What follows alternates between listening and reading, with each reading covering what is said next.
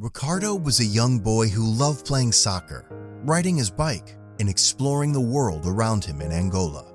One day, while jumping over a fence, he fell headfirst and hurt his eyes. Soon, he began losing his eyesight, and within a few months, he couldn't even see the blackboard at school. His teacher sent him home, saying she couldn't teach a blind boy. Finally, the doctor said he would eventually become completely blind. Ricardo was devastated that he could no longer do what he loved or attend school. He felt like he was worth nothing. But then Ricardo's older cousin invited him to a Pathfinder Club outing. At first, Ricardo hesitated, thinking he couldn't participate, but his cousin convinced him to go. And to his surprise, he could do everything with his friend's help. Ricardo found a sense of belonging in the club and eventually joined the baptismal class to prepare for baptism. The leader asked everyone to memorize the 10 Commandments, but Ricardo was afraid he couldn't because he couldn't read. With the encouragement of his mom and the help of his sister, Ricardo was finally able to memorize the 10 Commandments.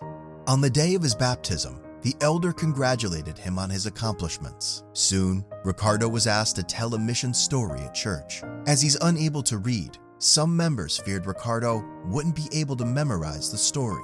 But with his sister's help, Ricardo memorized the story, and on Sabbath, he told it with confidence. The church members were amazed and inspired by his courage and determination.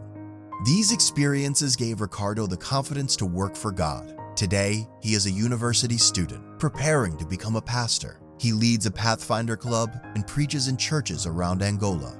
After hearing his sermons and testimony, dozens of people have given their lives to Jesus. Pathfinder and Adventurer Clubs are God's agencies for the salvation of young people and their families. There are around 66,000 Pathfinder and 75,000 Adventurer Clubs in the world, with more than 3 million members. When you allow your offerings to be distributed as suggested by the combined offering plan, 50 to 60% will support the local church budget.